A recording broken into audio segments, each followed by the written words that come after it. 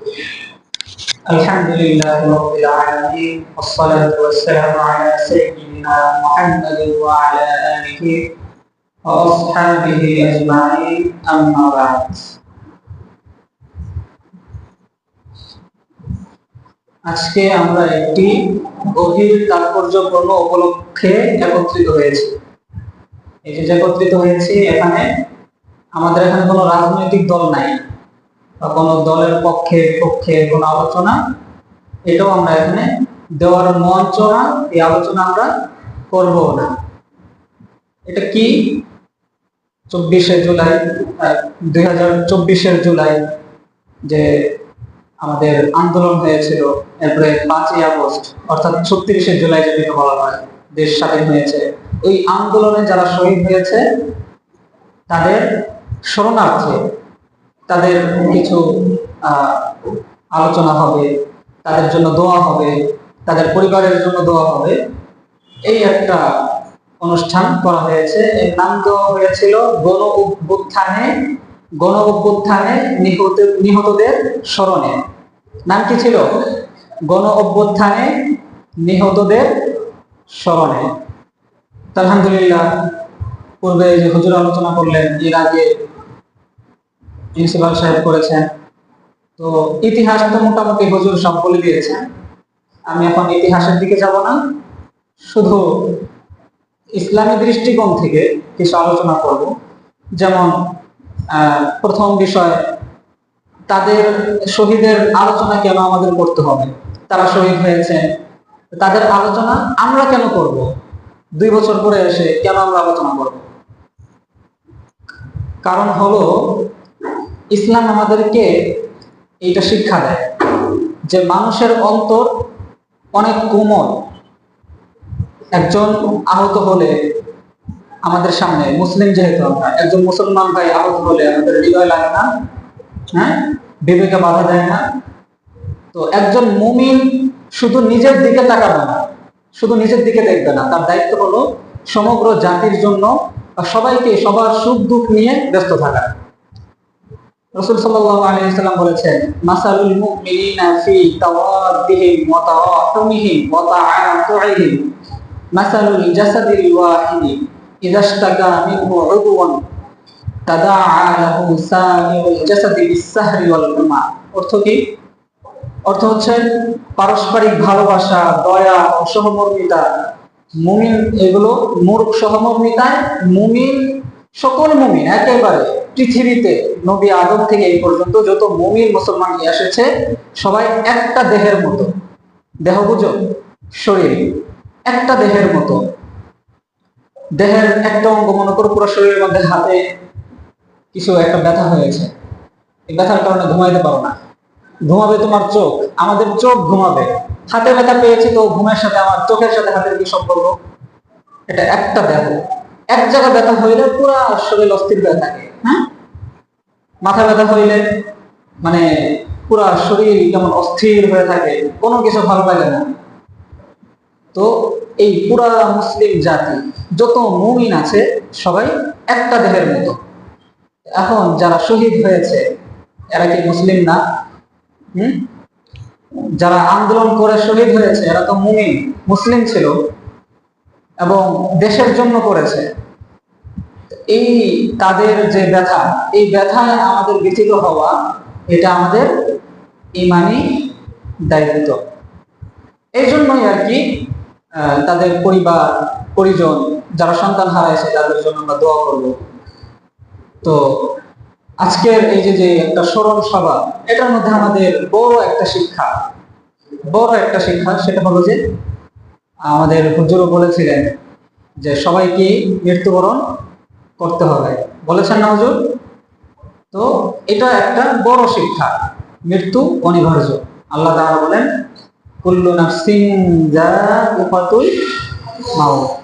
প্রত্যেক প্রাণীকেই মৃত্যুর স্বাদ গ্রহণ করতে হবে। যার মধ্যে প্রাণ আছে, আল্লাহ জীবন দিয়েছে, সবাইকেই কি মৃত্যুর স্বাদ গ্রহণ করতে হবে। তো এই যে একটা বিষয় যে প্রত্যেককে মৃত্যুবরণ করতে হবে, তারা জীবিত ছিল, যুবক ছিল, যারা শহীদ হয়েছে অনেকেই তো, বেশিরভাগই তো ছাত্র, যুবক না। তো আমাদের যদি আমরা মানে একটা আয়ুর হিসাব করি 60-70 বছরে, হ্যাঁ, তাদের কিন্তু মৃত্যুর বয়সটা হয় নাই। আমাদের বয়স হিসাব করলে তাদের মৃত্যুর বয়সটা এখনো হয় নাই, কিন্তু মারা গেছে, মৃত্যুবরণ করছে। তো এই বিষয়টা হলো যে প্রত্যেক প্রাণীকে মৃত্যুবরণ করতেই হবে। এই আয়াত আমাদেরকে কি স্মরণ করায় যে পৃথিবীর জীবনটা ক্ষণস্থায়ী।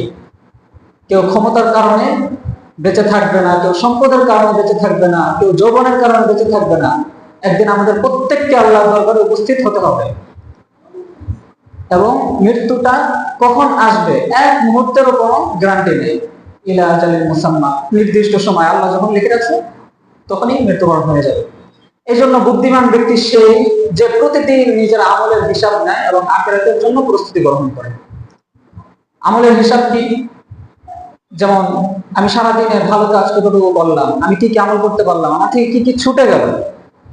ঘুমের সময় বা যে কোনো একটা টাইম স্থির করে আমার এখানে হিসাব করা দরকার যে আমার দিনের মধ্যে আমি কতটুকু আল্লাহর নাফরমানি করেছি আর কতটুকু আমল করেছি। এটা হিসাব মেলানো দরকার। মৃত্যুর পরবর্তী জীবনের জন্য এটা অনেক জরুরি। কারণ আল্লাহ তাআলা বলছেন কি, আল্লাযী খালাকাল মাউতা ওয়াল হায়াতা লিয়াবলুয়াকুম আইয়ুকুম আহসানু আমালা। তিনি মৃত্যু ও জীবন সৃষ্টি করেছেন যাতে তিনি পরীক্ষা করেন। জীবন এবং মৃত্যু দিয়েছেন কি জন্য? কি জন্য দিয়েছেন? পরীক্ষা করার জন্য। কি জন্য? আমাদেরকে আল্লাহ পাক রব্বুল আলামিন পরীক্ষা করার জন্য। এই কারণেই তো আমাদের মানে ভালো একটা রাস্তা, ইহদিনাস সিরাতাল মুস্তাকিম, যেটা সঠিক রাস্তা, জান্নাতের রাস্তা, আর একটা জাহান্নামের রাস্তা। এই দুইটা রাস্তা আল্লাহ আমাদেরকে চিনাই দিয়েছেন যে এটা ভালো রাস্তা, এটা খারাপ রাস্তা। এখন তুমি যেটা ইচ্ছা চলতে পারো। আমাদের ইচ্ছা আছে না, কেউ যদি এখন গুনাহের কাজ, খারাপ কাজ করতে চায়, সে পারবে না। আল্লাহ কি ঘাট ধরে তাকে বাধা দিবে যে তুই করিস না? হ্যাঁ, বাধা দিবে? দিবে না। কেন?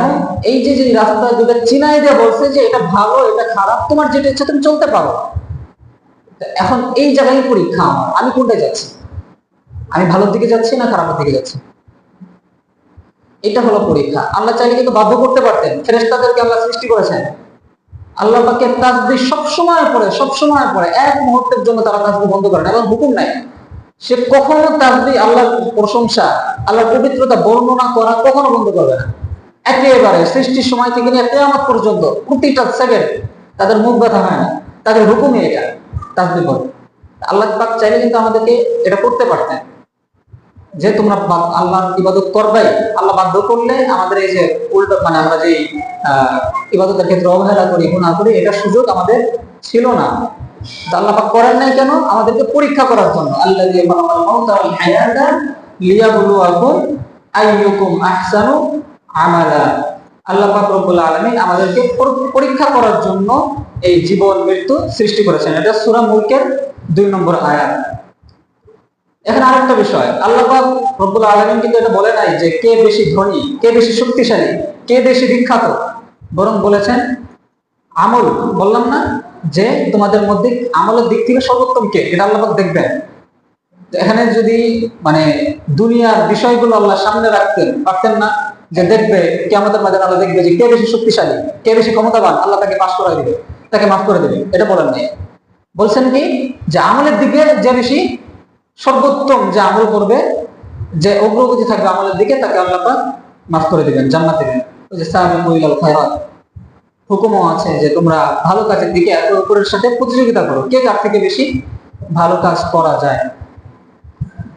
তো এটাই একজন মুসলিমের জীবনের আসল লক্ষ্য হবে, যে ভালো কাজ করব, আমল করব, আল্লাহর পথে চলবো। মাদ্রাসায় আসছে এই কারণেই, আমরা মাদ্রাসায় ভর্তি হওয়া আল্লাহর পথে চলার জন্যই, তাই না?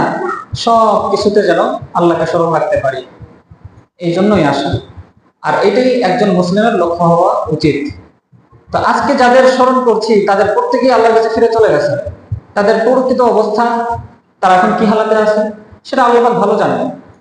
তাই আমরা কারো সম্পর্কে নিশ্চিত কোনো, এই যে মনে করো না যে কেউ মৃত্যুবরণ করে বললে যে আল্লাহ অমুক জান্নাত দিয়ে দিছে, অমুক জাহান্নামী হয়ে গেছে, তো এরকম কোনো মন্তব্য কারো ব্যাপারে করার দরকার নাই। তাদের প্রকৃত অবস্থা আল্লাহই ভালো জানে। আমরা কারো সম্পর্কে নিশ্চিত কোনো ফয়সালা করি না, বরং আল্লাহর কাছে রহমত ও ও ক্ষমা প্রার্থনা তাদের জন্য আমরা সর্বোচ্চ করতে পারি। আল্লাহ তাদেরকে যেন ক্ষমা করে দেয়, তাদেরকে যেন শান্তিতে রাখে, তাদের পরিবারকে যেন ধৈর্য দেয়, এই দোয়া আমরা করব। হ্যাঁ, তো আজকের এই যে উপস্থিতি, একত্রিত হওয়া, এখান থেকে আরো একটা শিক্ষা আমরা অন্তরে ধারণ করতে পারি যে জীবন খুবই সংক্ষিপ্ত। এই তাই এই সময়কে আল্লাহর আনুগত্য দিয়ে, পিতা মাতার সেবা করে, শিক্ষকদের সম্মান করে, লেখাপড়া করে, সুন্দর চরিত্র এবং মানুষের উপকারে আমরা যেন আমাদের জীবনটাকে ব্যয় করতে পারি। যে জীবন আল্লাহর সন্তুষ্টের জন্য ব্যয় হয় সেই জীবনই প্রকৃত সফল জীবন। আর যে জীবন গুনাহ, অন্যায়, হিংসা ও অবাধ্যতায় নষ্ট হয়ে যায় সেই জীবন পরবর্তী জীবন, আখিরাতের জীবন, যে আখিরাতের জীবনের জন্য অনুতাপ, আফসোসের বিষয় হবে। আমাদের জীবন যদি ভালো কাজে ব্যয় হয় আমাদের জন্য এটা পরকালে যে যখন জান্নাত দিবে আল্লাহ, তখন এটার মর্ম আমরা বুঝতে পারবো। একটা সেকেন্ড নষ্ট হয়ে গেলে এটার জন্য যে কি আফসোস তখন আসবে, এখন বুঝে আসে না, তখন ঠিকই বোঝাবে। একটা সেকেন্ডের জন্য আফসোস, অনেক আফসোস হবে। আর একটু যদি করতাম, আর একবার যদি আলহামদুলিল্লাহ বলতাম, আর একবার যদি সুবহানাল্লাহ বলতাম, এগুলো তো ফজিলত, অনেক অনেক ফজিলত। তো এই ভালো কাজ করলে এই আফসোসটা থাকবে না। যদি খারাপ কাজে ব্যয় হয় তখন আখিরাতের জীবনে আমাদের এই অনুতাপ, আফসোসের কারণ হবে। তাই আজ আমরা শুধু অতীতের এই যে ঘটনাটা তাদের সাথে ঘটছে এটাকে স্মরণ না করে নিজেদের জীবন নিয়ে একটু চিন্তা করি। এখানে যেহেতু তাদের স্মরণের জন্য আমরা বসছি, তো শুধু তাদের স্মরণ না করেও, তাদের স্মরণ তো করছি, তারপরে নিজের জন্য একটু চিন্তা করি যে যদি আল্লাহ পাক আমাকে আজই ডাক দেয়, আজই মৃত্যুর জন্য আল্লাহ যদি আজরাইল আলাইহিস সালামকে পাঠায় দেয়, আমি প্রস্তুত? আমি কি আল্লাহর কাছে যাওয়ার জন্য প্রস্তুত? কতটুকু প্রস্তুত? এখনই যদি আমার মৃত্যু হয়ে যায়, হতে পারে না? এখনই মৃত্যু হতে পারে না? অবশ্যই পারে। তো আমি যদি আল্লাহ পাক এখন আমার মৃত্যু দেয়, আমি কতটুকু প্রস্তুত? এই যে প্রশ্নটা, এই যে কতটুকু প্রস্তুত, এটা হলো আমাদের, এটার উত্তর খোঁজাটাই একটা প্রশ্ন, বুঝে নাই? উত্তরটাই একটা প্রশ্ন আবার। যাই হোক, এখান থেকে আমরা এটুকু করতে পারি, তাদের স্মরণ করলাম। তাদের যে মৃত্যু হয়ে গেছে, ওই যে বললাম যে তাদের বয়সটা মৃত্যুর বয়স হয় নাই, আমাদের বয়স আয়ু হিসাবে, কিন্তু মারা গেছে। ছাত্র কত বছর হবে? 20, 22, 24, 25 বছর, তাই না? আমরাও তো আন্দোলনে ছিলাম, অংশগ্রহণ করেছি আমরা আন্দোলনে। রামপুরায়, তখন আমি রামপুরায় অনেক খারাপ অবস্থা ছিল, যাত্রাবাড়ি, রামপুরা, এদিকে খুব বেশি খারাপ। টেলিভিশন সেন্টার আছে রামপুরা, যে টেলিভিশন টিভি সেন্টার যেটা আর কি, ওটাকে ভাঙচুর করছে রামপুরাতে, আমাদের মাদ্রাসার একেবারে সামনে, জানালাতে দেখা যায়। ওইখানে তোমার আমাদের হেলিকপ্টার দিয়ে হামলা হয়েছে রামপুরাতে, যে কি যেন মারছে, ওটা হেলিকপ্টার দিয়ে মারছে আমাদের সামনে, আমরা বাহিরে ছিলাম তখন। ট্যাঙ্ক তো সবসময় ছিল রাস্তায়, পুলিশের গাড়ি, ট্যাঙ্ক, সেনাবাহিনী ক্যাম্প, টেলিভিশন সেন্টার মানে সেনাবাহিনী থেকে ট্যাঙ্ক ছিল, পুলিশের গাড়ি ছিল, পুলিশ ছিল। এরপরে হেলিকপ্টার তো খালি চক্কর দিত, মাঝে মাঝে কি যেন ছুটতো ওখান থেকে। তো এটা আমাদের সামনে ছিল, তো আন্দোলন আমরা ছিলাম। কিন্তু আমাদের মাঝ থেকে আমাদের বয়সেরই কিছু ভাই মারা গেছেন, একেবারে শহীদ হয়ে গেছে। তো এখান থেকে শিক্ষা যে আমার ডাক তো যে কোনো সময় চলে আসতে পারে। আমি চাইলে তো আল্লাহ চাইলে তো আমারও ওইখানে মৃত্যু হতে পারতো, বাঁচায় রাখছেন। কিন্তু এখন তো যদি এখন আমাকে ডাক দেয়, আমি প্রস্তুত কিনা মৃত্যুর জন্য, এই বিষয়টা আমরা নিজের জীবনে একটু চিন্তা করি, একটু ফিকির করি। আচ্ছা, এখন আরেকটা বিষয়, যে মানুষের জীবন, এটা আল্লাহ পাক রব্বুল আলামিন মানুষের জীবনকে অত্যন্ত সম্মান ও মর্যাদা, জীবনটাকে অনেক মর্যাদা দিয়েছেন। মানুষের জীবন নিয়ে খেলা করা, অন্যায়ভাবে কাউকে হত্যা করা, যেটা হয়েছে, অন্যায়ভাবে কাউকে হত্যা করা বা কারোর প্রতি জুলুম করা ইসলামের সবচেয়ে বড় অপরাধগুলোর মধ্যে একটা। নির্যাতন যেটা বলি, জুলুম করা, হ্যাঁ, জুলুম হয়েছে না? তখন এই সময়টাতে জুলুম হয়েছে, পুরা দেশের উপরে জুলুম হয়েছে। তো এই যে মানুষকে হত্যা করা, এটা একটা ইসলামের অপরাধগুলোর মধ্যে সবচেয়ে বড় অপরাধ। ইসলামের হুকুম হলো কাউকে যদি কেউ হত্যা করে, যে ব্যক্তি হত্যা করবে তাকে ওই ব্যক্তি পরিবর্তে হত্যা করা হবে, এটা ইসলামের হুকুম। ভুলে করো, ভুলের মধ্যে আবার অনেক প্রকার আছে, যা এই বিস্তারিত আলোচনার মধ্যে না। বাকি ইসলামের বড় অপরাধগুলোর মধ্যে একটা হলো অন্যায়ভাবে কাউকে হত্যা করা, তার উপর জুলুম করা, এটা হলো বড় একটা অপরাধ। আল্লাহ তাআলা বলেন, মিন আজলি যালিকা কাতাবনা আলা বানি ইসরাঈল আন্নাহু মান ক্বাতালা নাফসান বিগাইরি নাফসিন আও ফাসাদ ফিল আরদি ফাকাআন্নামা ক্বাতালান নাস জামিআ ওয়া মান আহইয়াহা ফাকাআন্নামা আহইয়ান নাস জামিআ। অর্থাৎ যে ব্যক্তি অন্যায়ভাবে একজন মানুষকে হত্যা করলো, সে যেন সমগ্র মানব জাতিকেই হত্যা করলো। একজন মানুষকে অন্যায়ভাবে কেউ যদি হত্যা করে, সে যেন পুরা জাতি, পুরা গোটা সমাজকেই হত্যা করে ফেললো। আর যে একজন মানুষের জীবন রক্ষা করলো, সে যেন সমগ্র মানব জাতির জীবন রক্ষা করলো। এটা সূরা মায়েদা, সূরা মায়েদার 32 নম্বর আয়াত। কথাটা কি? একজনকে হত্যা করলে সমগ্র জাতিকে হত্যা করলো। কিভাবে? ওই যে শুরুতে বলেছি যে সমস্ত মুমিনরা হচ্ছে একটা দেহের মতো, একটা দেহ। তো একজনকে যদি, একটা হাতকে যদি কেটে ফেলে, তো পুরো শরীরে আহত। একটা হাত যদি কেউ কেটে ফেলে, ব্যথা কি শুধু হাতে পাবে না পুরো শরীরে পাবে? তার মানে একটা হাত কাটলে পুরো শরীর ব্যথিত হবে। তো এইভাবেই যে একজনকে যদি কেউ হত্যা করে, তো পুরো সমগ্র জাতিকেই যেন কোনো হত্যা করে ফেলে। এই আয়াত আমাদেরকে শিক্ষা দেয় যে একজন মানুষের জীবন আল্লাহর কাছে অত্যন্ত মূল্যবান। এটা শিক্ষা পাওয়া যায় না যে একজনকে মারলে সব মানুষকে মেরে ফেললো। তো এটা আল্লাহ গুরুত্বের জন্য বলেছেন যে মানুষের জীবনটা আল্লাহর কাছে অনেক মূল্যবান, অনেক মূল্যবান। এই কারণে তো রাসূল সাল্লাল্লাহু আলাইহি ওয়াসাল্লাম ভাষণে, বিদায় হজের ভাষণ, একেবারে হজ যখন শেষ হজ করছেন, বিদায় পাস, হজ্জাতুল বিদা, ওইখানে একটা ভাষণ দেওয়ার সময় বলেছিলেন যে ইন্না দিমাআকুম ওয়া আমওয়ালাকুম ওয়া আ'রাদাকুম আলাইকুম হারাম। অর্থাৎ নিশ্চয় তোমাদের রক্ত, তোমাদের সম্পদ এবং তোমাদের সম্মান একে অপরের জন্য একে অপরের জন্য হারাম, পবিত্র ও অবিচ্ছেদ্য, পবিত্র ও অবিচ্ছেদ্য। এটা সহিহ বুখারী, সহিহ মুসলিমের হাদিস। অর্থাৎ কোন মানুষের জীবন, সম্পদ ও সম্মানের উপর অন্যায়ভাবে আঘাত করা, অন্যায়ভাবে আঘাত করা, একটা হলো ন্যায্যভাবে। মনে করো তুমি কারো ক্ষতি করেছো, কারো আর্থিক ক্ষতি করেছো বা কাউকে হত্যা করেছো, তো সেখানে সরকার বা তোমার ন্যায় বিচারক সে ওটার ক্ষতিপূরণ হিসেবে তোমার উপরে এটা আদায় করতে পারে, তার ক্ষতিপূরণ হিসাবে। কিন্তু অন্যায়ভাবে তোমাকে কোনো কিছু চাপাবে, কোনো অত্যাচার করবে, এটা ইসলামে বৈধ নয়, একেবারে স্পষ্ট হারাম। তো যাই হোক, আজকে যখন আমরা অতীতের যে বেদনাদায়ক যে ঘটনা এটা স্মরণ করছি, তখন আমাদের উচিত হলো এই শিক্ষা গ্রহণ করা যে কোন অবস্থাতেই অন্যায়, হিংসা, প্রতিহিংসা, জুলুম মানুষের জন্য কল্যাণ বয়ে আনে না। জুলুম, অন্যায়, হিংসা, প্রতিহিংসা এগুলোই তো চলেছিল। এগুলো চলার কারণেই তো আন্দোলন শেষ পর্যন্ত গিয়ে শহীদ হয়েছে, এরপরে সরকারের পতন হয়েছে। তো এখান থেকে একটা শিক্ষা আমাদের নেওয়া উচিত যে মানুষ যখন অন্যায়ভাবে অন্যায়, হিংসা, জুলুম, অত্যাচার এগুলো করে, তখন এটা সমাজের জন্য, মানুষের জন্য, মানব জীবনের জন্য কল্যাণ বয়ে আনে না, এটা অকল্যাণ। আর আল্লাহ তাআলা তো জুলুমকে অপছন্দ করেন। ইন্নাল্লাহা লা ইউহিব্বুয যালিমিন, জুলুমকে আল্লাহ পাক পছন্দ করেন না। তারপরে রাসূল সাল্লাল্লাহু আলাইহি ওয়াসাল্লাম হাদিস আছে, হাদিসে কুদসিতে বর্ণনা করেছেন যে আল্লাহ তাআলা বলেন, ইয়া ইবাদি ইন্নী হারামতু যুলমা আলা নাফসি। আল্লাহ তাআলা বলেছেন যে হারামতু যুলমা আলা নাফসি, হারামকে আমি আমার নিজের উপরে, জুলুমকে আমি আমার নিজের উপরে হারাম করছি। আল্লাহ নিজের উপরে জুলুমকে হারাম করছে, তিনিও জুলুমকে নিজের উপরে হারাম করে নিছে।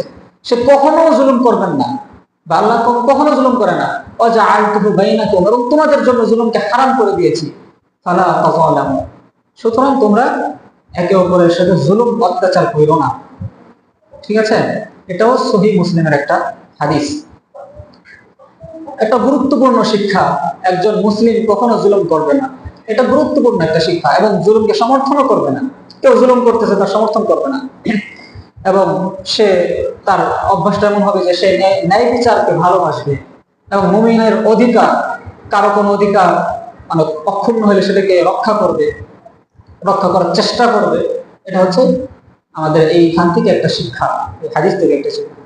এরপর আল্লাহ তাআলা বলতেছেন, ইয়া আইয়ুহাল্লাযীনা আমানু কুনু কাওয়ামিনা বিল কিসতি শুহাদা লিল্লাহি ওয়া লাউ আলা আনফুসিকুম।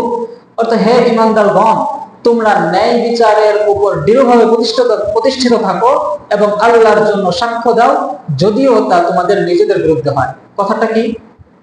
আল্লাহর জন্য সাক্ষ্য দিব, ন্যায় বিচারের পক্ষে থাকবো। এই ন্যায় বিচারটা যদিও আমার নিজের বিরুদ্ধে হয়। একটা বিষয় সাক্ষ্য দিতে গেলাম, সাক্ষ্য দিতে যায় দেখলাম যে এই যে সাক্ষ্যটা, যে অপরাধটা সে করছে, অপরাধটা আমিও করি, সাক্ষ্য দিলে আমিও ওখানে মানে ধরা খাবো, সেখানেও আল্লাহ পাক বলতেছেন যে নিজের বিরুদ্ধে হলেও তুমি সত্যের ন্যায় বিচারের সাক্ষ্যটা তুমি দাও। সূরা নিসা আয়াত নম্বর 135।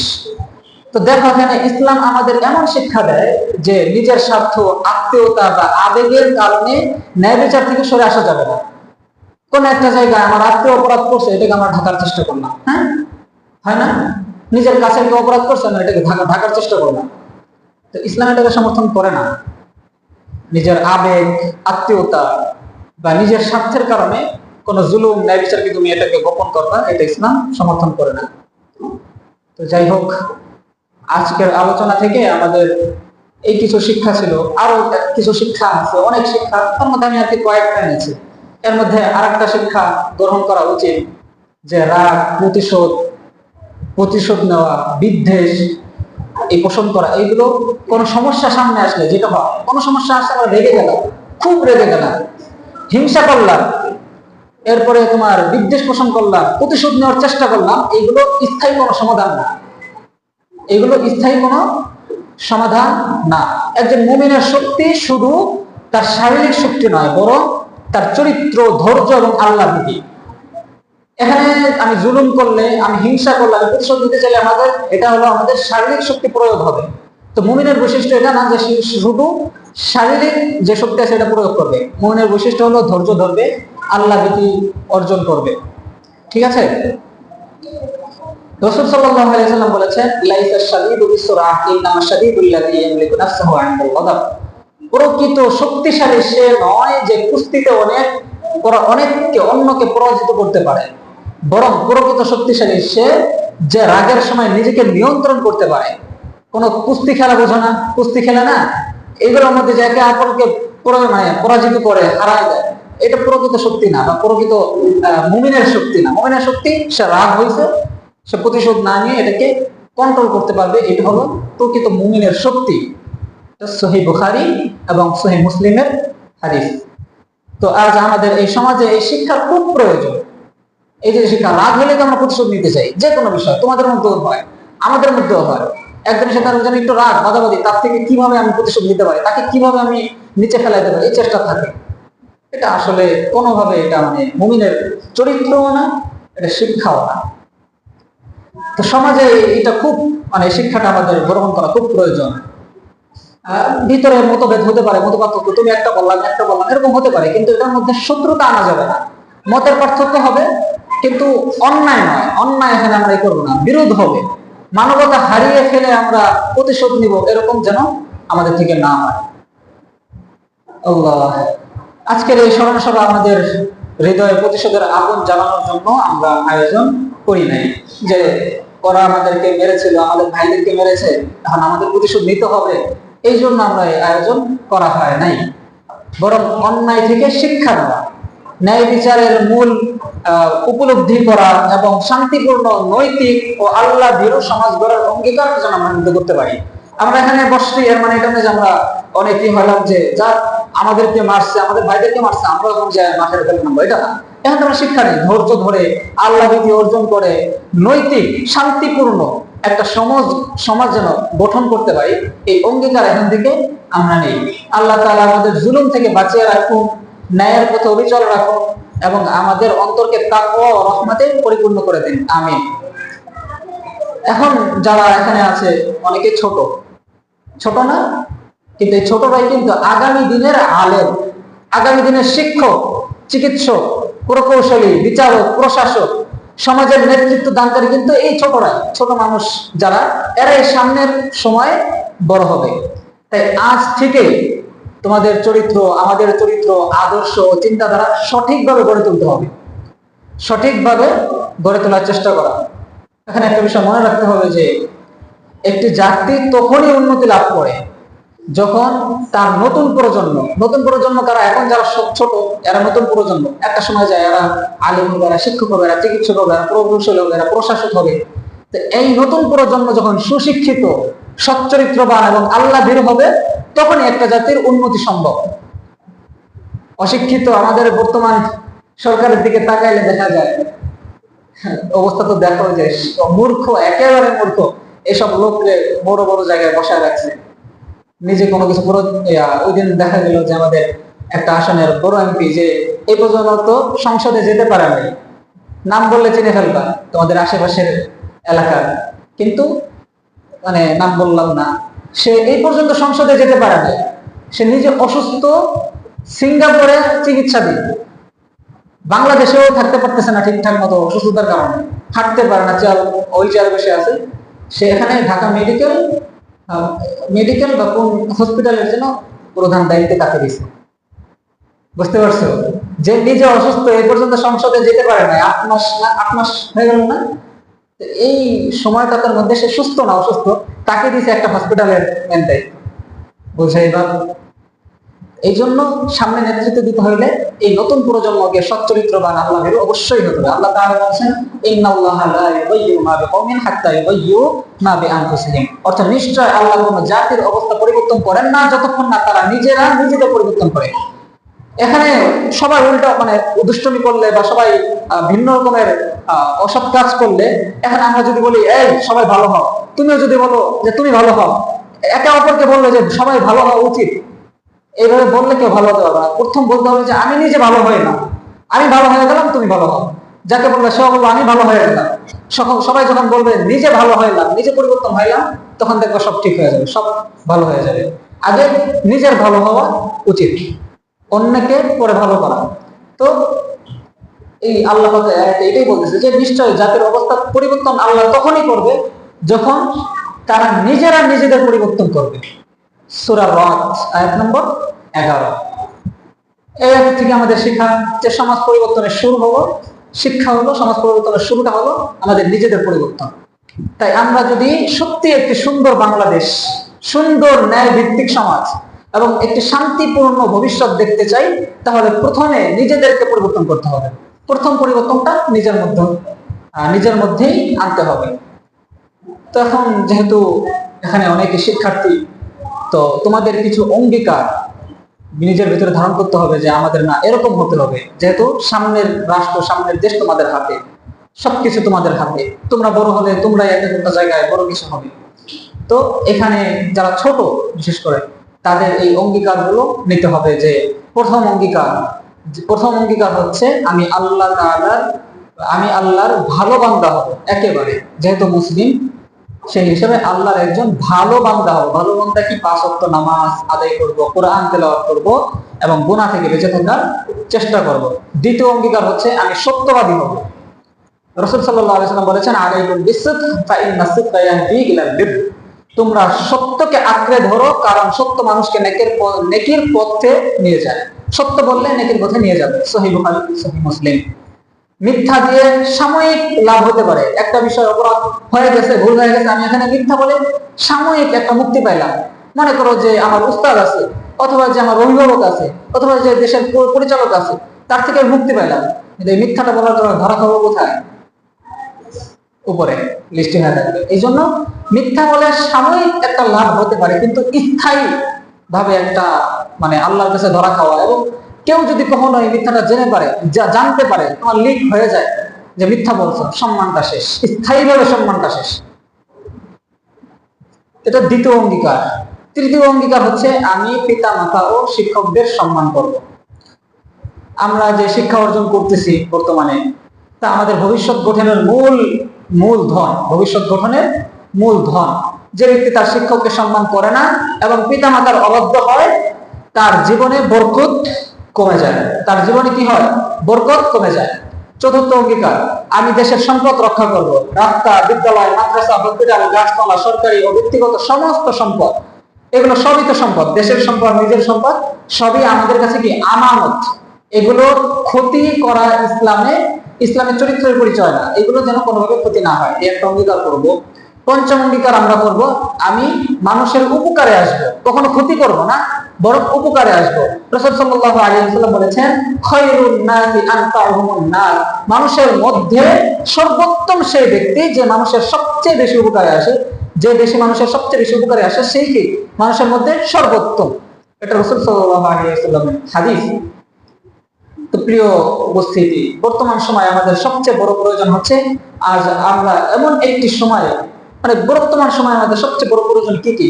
যে বর্তমানে আমরা এমন একটা সময় বসবাস করি যখন তথ্য মানে যে কোনো একটা কথা তথ্য খুব দ্রুত ছড়িয়ে পড়ে, কিন্তু সব তথ্য সত্য হয় না, মিথ্যাগুলা ছড়ায় মিডিয়ার মাধ্যমে হোক বা যে কোনো মাধ্যমে। তথ্য ছড়ায় তাড়াতাড়ি, কিন্তু ভুল সংবাদটা ছড়ায়, হ্যাঁ, সঠিকটা সবসময় ছড়ায় না। তো এই বর্তমানে এটা আমাদের একটা মানে খুব একটা ভীতিকর জায়গা। কিছু একটা হইলে ছড়াই গেল, ভুলটা যদি আগে প্রচার হয়ে যায় এরপরে সত্যটাকে সামনে আনতে কিন্তু খুব কষ্ট। এই জন্য কি করতে হবে, আমাদের উচিত যে কোন সংবাদ শুনেই, কোন একটা খবর শুনলাম শুনে আমরা উত্তেজিত হয়ে গেলাম, এটা হওয়া যাবে না। উত্তেজিত না হওয়া, প্রত্যেকটা সংবাদের যাচাই বাছাই করে কথা বলা, গুজব না ছড়ানো, মানুষের মধ্যে বিভেদ সৃষ্টি না করা, দূর সম্পর্ক বা মানুষের মধ্যে সমস্যা ঝগড়া এগুলো তৈরি না করা। আল্লাহ তাআলা কারণ আল্লাহ তাআলা বলেন, ইয়া আইয়ুহাল্লাযীনা আমানু ইন জাআকুম ফাসিকুন বিনাবাইন ফাতাবায়ানু, হে ঈমানদারগণ, যদি কোনো অবিশ্বস্ত ব্যক্তি তোমাদের কাছে কোনো সংবাদ নিয়ে আসে তবে তা তোমরা যাচাই করে নাও। এটা আল্লাহর হুকুম, তা আমাদের এই কাজটা করতে হবে। এটা হচ্ছে সূরা হুজুরাতের 6 নম্বর আয়াত। এই আয়াত বর্তমান যুগে অত্যন্ত গুরুত্বপূর্ণ। এই যে বললাম যে বর্তমান কোন একটা খবর আসলেই যেন এটাতে আমরা উত্তেজিত না হই, বরং এটাকে আমরা যাচাই বাছাই করব। এই যে এই আয়াতে যাচাই বাছাই করার কথা বলা হচ্ছে, এই আয়াতটা বর্তমান সময় আমাদের জন্য উপযোগী। আচ্ছা, এরপর আরেকটা বিষয় আছে দেশপ্রেম ও ইসলামের শিক্ষা কি। দেশপ্রেম, বাংলাদেশ আমাদের মাতৃভূমি, আমাদের দেশ, আমি ভালোবাসি, হ্যাঁ, আমার সোনার বাংলা, আমি তোমায় ভালোবাসি, এটা আমাদের জাতীয় সঙ্গীত। তো দেশপ্রেম ও ইসলামের শিক্ষা কি? নিজের দেশকে ভালোবাসা, দেশের মানুষের কল্যাণ কামনা করা, দেশের শান্তি শৃঙ্খলার জন্য দোয়া করা, এবং একজন মুসলিমের, এটা হলো একজন মুসলিমের উত্তম চরিত্রের অংশ। মানুষের জন্য ভালো করা, দেশের ভালোবাসা, সব এগুলো মুসলিমের উত্তম একটা চরিত্র। তবে একজন মুসলিমের দেশপ্রেম কখনো অন্যায়, বিদ্বেষ, অবিচারের উপর প্রতিষ্ঠিত হতে পারে না। কেউ অবিচার করলো দেশের কেউ, আমি তাকে ভালোবাসলাম, এটা হতে পারবে না, এটা হতে পারবে না। তার দেশপ্রেম নয়, সততা, আমানতদারিতা, পরিশ্রম ও মানব কল্যাণের মাধ্যমে প্রকাশ করা। দেশপ্রেমটা ন্যায়, সততা, আমানতদারিতা, পরিশ্রম ও মানব কল্যাণের মাধ্যমে প্রকাশ করতে হবে, বিদ্বেষ, হিংসা এগুলো দিয়ে নয়। তো আমরা যদি ভালো মানুষ হই, ভালো মুসলিম হই এবং সৎ নাগরিক হই, তাহলে আগামী দিনের বাংলাদেশ আরো সুন্দর হবে। আমাদের পরিবর্তন আনতে হবে। আমরা যদি ভালো মানুষ, সৎ নাগরিক এগুলো হতে পারি, ভালো মুসলিম হতে পারি, আগামী দিনের বাংলাদেশ আরো সুন্দর হবে ইনশাআল্লাহ। সমাজ পরিবর্তনের সবচেয়ে বড় শক্তি অস্ত্র না, অস্ত্র দিয়ে সমাজ পরিবর্তন হয় না। দেশ স্বাধীন হতে পারে অস্ত্র দিয়ে, কিন্তু সমাজ পরিবর্তনটা হবে অস্ত্র দিয়ে হবে না। কি দিয়ে হবে? বিশুদ্ধ ঈমান এবং সঠিক শিক্ষা। প্রথম বিশুদ্ধ ঈমান, এরপর সঠিক শিক্ষা থাকলে দেশ এবং সমাজ পরিবর্তন করা সম্ভব। তাই আজকের এই স্মরণ সভা থেকে আমাদের প্রতিজ্ঞা করি আমরা যে আমরা আল্লাহকে ভয় করব, সত্য কথা বলবো, আমরা কারো প্রতি জুলুম করব না, আমরা মানুষের উপকার করব, আমরা জ্ঞান অর্জন করে দেশ, জাতি ও উম্মার কল্যাণে নিজেকে উৎসর্গ করে দিব। এই অঙ্গীকার হবে আমার আজকের দিনের সবচেয়ে বড় শিক্ষা। এই অঙ্গীকার যদি করতে পারি, এটা আজকের দিনের সবচেয়ে বড় শিক্ষা। এবং যারা আমাদের মাঝ থেকে চলে গেছে, যারা শহীদ হয়ে গেছে, তাদের স্মরণে তোমাদের সবচেয়ে মূল্যবান প্রতিদান হবে একটি ন্যায়ভিত্তিক, শান্তিপূর্ণ ও সচ্চরিত্র সমাজ গঠনের চেষ্টা করা। যারা জীবন দিছে তারা তো সুন্দর সমাজের জন্য দিছে, সুন্দর দেশ গঠন করার জন্য জীবন দিছে। তা আমাদের এখানে সবচেয়ে বড় তাদের জন্য, মানে তারা যেটা করতে চাইছে, তাদের এই কাজটা করাই হবে তাদের সবচেয়ে বড় প্রতিদান। আমরা যদি এটা করতে পারি, সুন্দর দেশ, সুন্দর সমাজ গঠন করতে পারি, তাহলে এটাই হবে আমাদের সবচেয়ে, মানে তাদের প্রতিদান এবং সবকিছুর জন্য সবচেয়ে বড় একটা প্রতিদান হবে, আমাদের সবচেয়ে বড় কাজ হবে এটা। আলোচনা আরো ছিল, কিন্তু সময় অনেক বেশি হয়েছে, তো আমরা আর লম্বা করবো না, এখানে শেষ করতেছি। কিন্তু আমাদের দোয়ার অনুষ্ঠান ছিল, আমরা এখানে ওরকম ভাবে লম্বা দোয়ার অনুষ্ঠান করার দরকার নেই। আমি এখন কিছু দোয়ার বাক্য বলবো, তোমরা সাথে এক একটা শেষ হলে মানে তাদের জন্য দোয়া করবো, তোমরা আমিন বলবা, হাত উঠানো লাগবে না, এমনি মন থেকে আমিন বলবা, ঠিক আছে? আল্লাহুম্মা লাকাল হামদু কুল্লুহু ওয়া লাকাশ শুকরু কুল্লুহু। তো আমি দোয়ার বাক্যগুলো বলছি। হে আল্লাহ, সমস্ত প্রশংসা একমাত্র আপনারই। হে আল্লাহ, আমাদের দেশকে শান্তি, নিরাপত্তা ও কল্যাণ দান করুন। হে আল্লাহ, আমাদের দেশের মানুষকে পারস্পরিক হিংসা, বিদ্বেষ, বিভেদ ও অশান্তি থেকে হেফাজত করুন। হে আল্লাহ, সাম্প্রতিক ঘটনায় যারা প্রাণ হারিয়েছেন, আপনি আপনার পরিপূর্ণ ন্যায় বিচার ও অসীম রহমত দ্বারা তাদের ব্যাপারে ফয়সালা করুন। তাদের স্বজনদের ধৈর্য ও সান্ত্বনা দান করুন। হে আল্লাহ, আমাদেরকে সত্যকে সত্য হিসেবে চিনে তা অনুসরণ করার এবং অসত্যকে অসত্য হিসেবে চিনে তা থেকে বেঁচে থাকার তৌফিক দান করুন। হে আল্লাহ, আমাদের সন্তানদের দিনদার, সুশিক্ষিত, সচ্চরিত্রবান ও দেশ ও জাতির কল্যাণে নিবেদিত মানুষ হিসেবে গড়ে ওঠার তৌফিক দান করুন। হে আল্লাহ, আমাদের শিক্ষক বৃন্দ, অভিভাবক মণ্ডলী এবং সকল মুসলিমকে ক্ষমা করুন। হে আল্লাহ, আমাদের অন্তরে তাকওয়া, দয়া, ধৈর্য ও ন্যায় বিচারের গুণ সৃষ্টি করুন। হে আল্লাহ, আমাদের জীবনকে আপনার সন্তুষ্টির পথে পরিচালিত করুন এবং ঈমানের সঙ্গে মৃত্যু দান করুন। রব্বানা আতিনা ফিদ দুনিয়া হাসানাহ ওয়া ফিল আখিরাতি হাসানাতাও ওয়া কিনা আযাবান নার। ওয়া সাল্লাল্লাহু আলা নাবিয়্যিনা মুহাম্মদ ওয়া আলা আলিহি ওয়া সাহবিহি আজমাইন। ওয়া আখিরু দা'ওয়ানা আলহামদুলিল্লাহি রাব্বিল আলামিন। আসসালামু আলাইকুম ওয়া রাহমাতুল্লাহি ওয়া বারাকাতুহু।